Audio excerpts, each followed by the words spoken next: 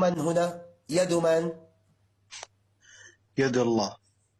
أحسنت. هل لله يد؟ لا. أحسنت، جميل جدا، كفو. عندما قال تعالى يد الله، يد من؟ يد الله. أحسن، جميل، كفو من حضرتك. هل لله يد؟ لا. جميل جدا، ما أحلاك وقت بتجاوب على قدر السؤال. قال تعالى يد الله، يد من؟ جاي تعيد علي نفس السؤال. ضيفنا، يد من؟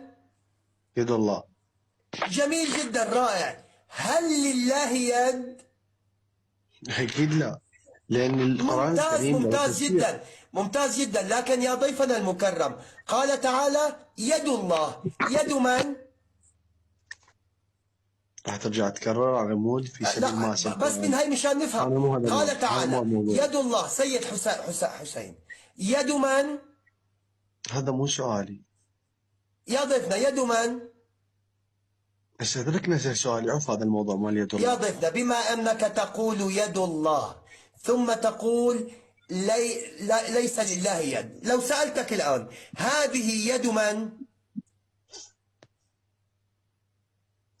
هذه يد من؟ يد ابو عمر. أحسن، جميل جدا. هل أنا لي يد؟ لا. هل لا. زين، هل الله له يد؟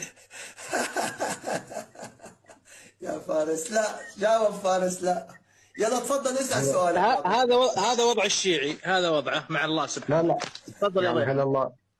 هل الله تعتقد انه عنده ايد ورجل وكذا؟ الله اخبرنا، مو احنا قلنا. يعني الله حاله حال البشر. لا ليش طيب؟ يا ضيفنا، يعني الله ليس له يد؟ يعني عنده ايد ورجل وعين ودان وكذا. لا ضيفنا السيد حسين، ما في احلى من ادبك، انت زلمه مؤدب كثير. يعني الله ليس له يد؟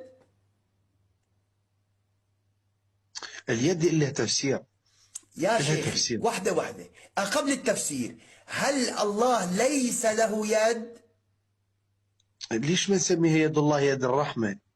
يا ضيفنا حبيبي، يا عمري، قبل ما نفسرها بالرحمة، بالقوة، بالنعمة، بالقدرة، لو سألك إنسان هل ربك له يد؟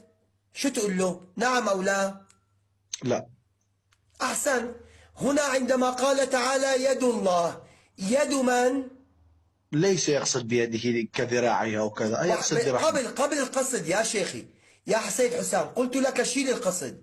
الآن هنا قال تعالى يد الله،